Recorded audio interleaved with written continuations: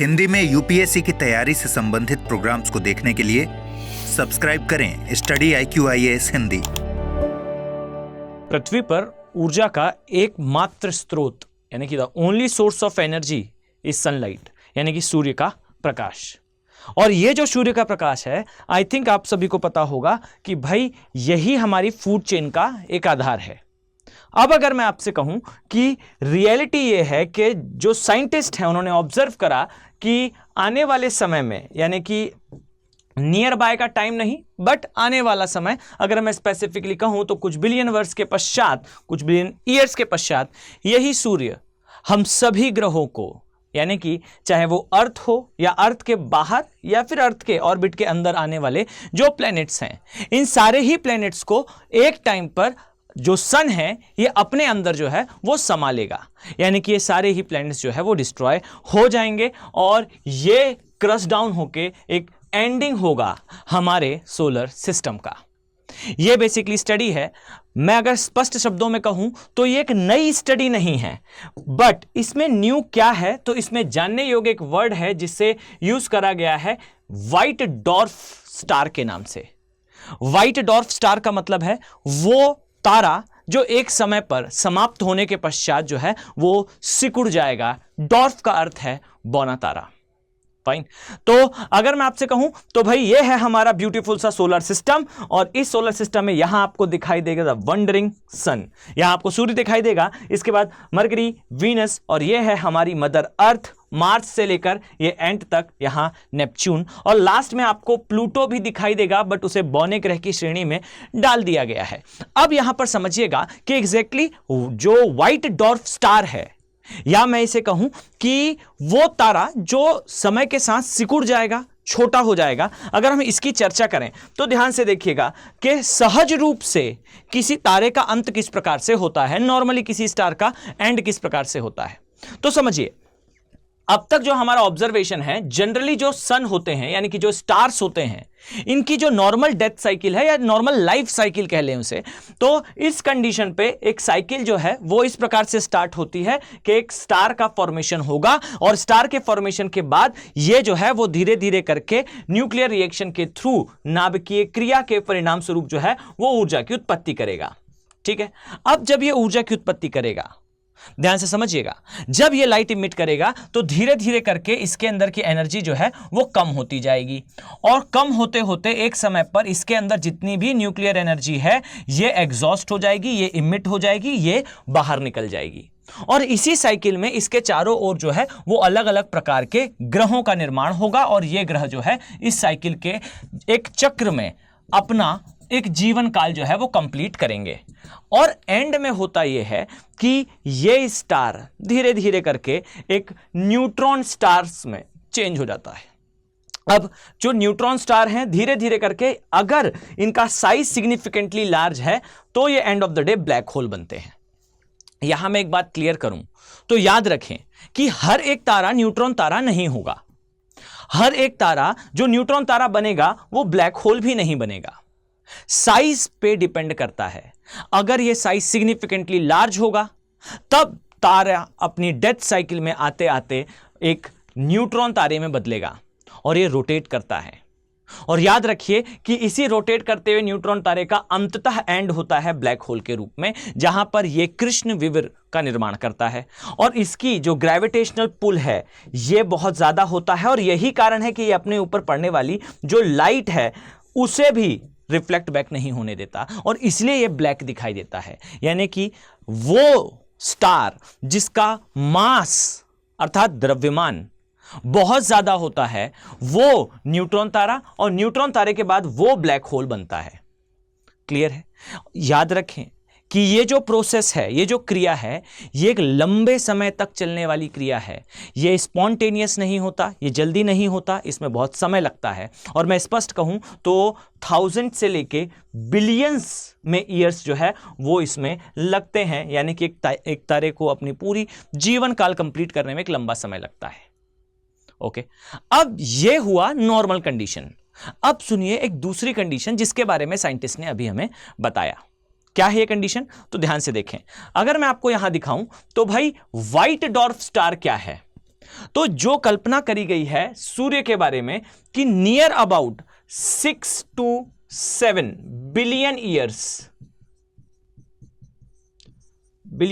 Years आप पाएंगे कि जो सूर्य है ये अपना सारा जो न्यूक्लियर एनर्जी है, जो परमाणु ऊर्जा है, ये इमिट कर चुका होगा, त्याग चुका होगा, या हम कहें स्पष्ट शब्दों में तो ये उत्सर्जित कर चुका होगा। डन।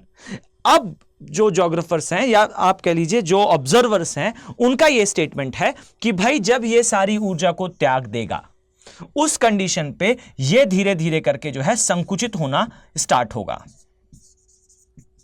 और ये जो संकुचन की क्रिया है, इस क्रिया के परिणाम स्वरूप जो ह्यूज मास है सन का, ये मास जो है वो एक स्थान पर केंद्रित हो जाएगा और ऐसा लगता है कि ये जो है ये अर्थ के बराबर साइज का हो जाएगा।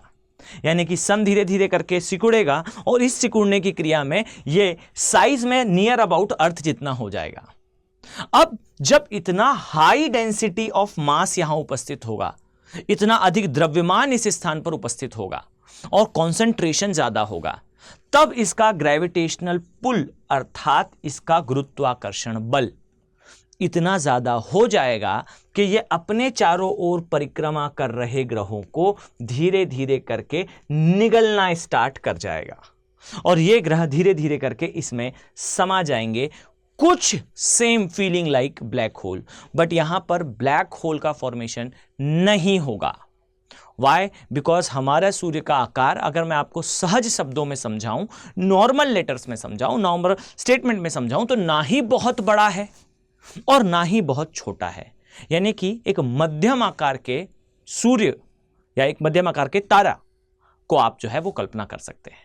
अब यहां पर बात यह है कि भाई चलिए, माना कि ये जो कंडीशन है ये आने वाली है, बट ये आएगी भाई 6 to 7 बिलियन ईयर बाद, तो भाई इसका हमारे ऊपर अभी क्या इफेक्ट पड़ सकता है? तो समझिएगा, जो ऑब्जर्वर्स थे उन्होंने ये जो स्टडी निकाली, ये जो कंक्लूजन निकाला, ये कंक्लूजन निकाला बेसिकली 17 वर्षों की रिसर्च से। अब आप अंदाज लगाएं कि कितना रिगरस रहा होगा ये कार्य। जो कथन, जो स्टेटमेंट मैं शायद कुछ मिनट्स में आप तक पहुंचा दूं, इसे कंक्लूड करने में जो ऑब्जर्वर्स हैं इन्हें लगभग 17 वर्षों का समय लगा। 17 साल तक रिसर्च करने के पश्चात, और वो भी 2 तारों का स्पेसिफिक स्टडी करा गया। जो ये दोनों स्टार्स थे ये व्हाइट डॉर्फ स्टार थे भाई। अब इनका चक्र जो है वो एक तो ऑब्जर्वेशन से और दूसरा कुछ जो है वो प्रीवियस स्टडीज से कंक्लूजन निकाला गया कि भाई इनका आकार रहा होगा हमारे सन के जितना, और जब हमारे सन के जितना आकार था तब इनकी कंडीशन जो है वो व्हाइट डॉर्फ स्टार या सफेद बौने तारे की तरह हो गई। अब जब इतने लंबे समय अंतराल की रिसर्च के बाद ये कंक्लूजन आया, तो हम इससे क्या सीखने वाले हैं? क्यों ही विज्ञान जो है इस प्रकार की स्टडी करता है? अब इसके बारे में समझिए। याद रखें कि हम अगर ये समझ जाते हैं कि किसी भी भौगोलिक या किसी भी ब्रह्मांड के पिंड का निर्माण किस प्रकार से हुआ है, तब हम आसानी से समझ जाएंगे कि वास्तविकता में उस पिंड की एंडिंग कैसे होगी। और जब हम किसी चीज की एंडिंग समझ पाते हैं विज्ञान में, बहुत ध्यान से समझिएगा, ज्यादातर लोगों को इसमें बहुत कंफ्यूजन होता है कि जब हम किसी पिंड की उत्पत्ति समझ जाते हैं, यानी कि उसका ओरिजिन समझ जाते हैं, तो हम ये कंक्लूजन निकाल सकते हैं कि उसका एंड कैसे होगा। और जब हम किसी की एंडिंग समझ लेते हैं तब हमें ये समझ में आता है कि एक्चुअल में ओरिजिन कैसे होगा।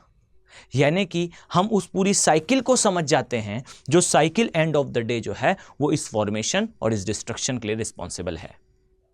ये स्टडीज आगे जाकर अदर स्टडीज का आधार बनती है। अभी ये कहना बहुत अतिशयोक्ति होगी कि भाई हम एक समय पर पृथ्वी को छोड़कर दूसरे जो है वो सौर मंडल में प्रवेश कर जाएं, पर यही अतिशयोक्ति आज से 30 साल पहले लगा करती थी कि भाई कोई जो है वो ऐसा उपकरण होगा, या आज से 40-50 या बहुत बहुत अगर हम बात करें तो आज से 100 साल पहले कोई कल्पना भी नहीं कर सकता था कि भाई हम एक ऐसा मिशन भेजेंगे जहां मानव के द्वारा निर्मित मशीन जो है सूर्य का चक्कर लगाएगी एक ग्रह की तरह।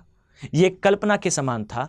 जिस प्रकार से विज्ञान ग्रो करता है, याद रखें कि ये बहुत पॉसिबल है कि वो चीज़ें जिसे हम आज अतिशयोक्ति कह रहे हैं वो आगे जाकर संभव हों, और ये संभव तभी होती हैं जब इस प्रकार की रिसर्चेस आती हैं। और ये जब रिसर्चेस आती हैं तो याद रखिए ये यूपीएससी पॉइंट ऑफ व्यू से खासा इंपॉर्टेंट हो जाता है।